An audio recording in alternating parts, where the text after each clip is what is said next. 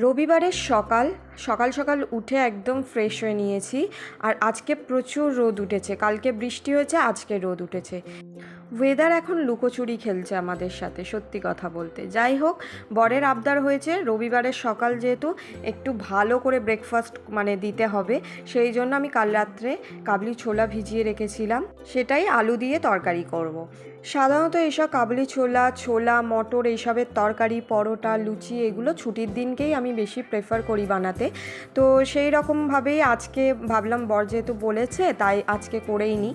তো লুচি বলেছিল, তো শেষ পর্যন্ত লুচিটা আর করলাম না, পরোটা করে নিয়েছি। একদমই ঘরোয়াভাবে যেভাবে তোমরা রান্না করো সেইভাবেই আমি রান্না করেছি।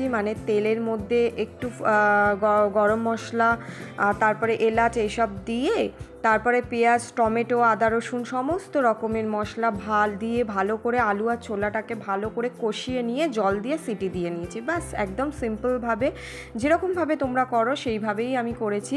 আর এইভাবেই আমি করে থাকি ম্যাক্সিমাম টাইম। কোনো রকমের ঘরোয়া বাটা মশলা আমি এখানে ব্যবহার করিনি। আমার কিন্তু এই ধরনের তরকারি খেতে ভীষণ পছন্দ হয়, কিন্তু কি বলো তো, ওই যে সকালে উঠে বানানো, যেদিন যেদিন আর কি অফিস থাকে, ছেলের স্কুল থাকে, সেদিন বানানো সত্যি সত্যি চাপের হয়ে যায়। তো ছুটির দিন এগুলো বেশ বানিয়ে খেয়ে বেশ এনজয় করা যায়। যাই হোক, এদিকে চাটাও করে নিচ্ছি, আর ওদিকে আমি ময়দাটা মেখে রেখে দিয়েছিলাম। এখন আমি পরোটাটা করে নেব। যেহেতু ছেলে এখন বাড়িতে নেই, ও নানু বাড়ি গেছে, পরীক্ষা হয়ে গেছে, সেই জন্য তো বেশি পরোটা করতে হবে না, মাত্র 4 পিস পরোটা করেছি।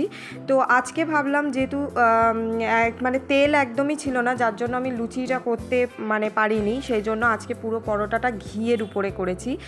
আর এত টেস্টি হয়েছিল। আমি কি করি, পরোটা না তেল ঘি মিক্সড করে করি, আর আজকে শুধু ঘিয়ের উপরে করেছি, খুব ভালো লেগেছে খেতে।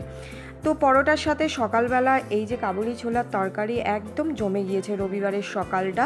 তো তোমাদের কেমনভাবে কাটলো রবিবারের সকালটা অবশ্যই আমাকে জানিও। আর দেখা হবে পরের ব্লগে। আজকের মতো টাটা।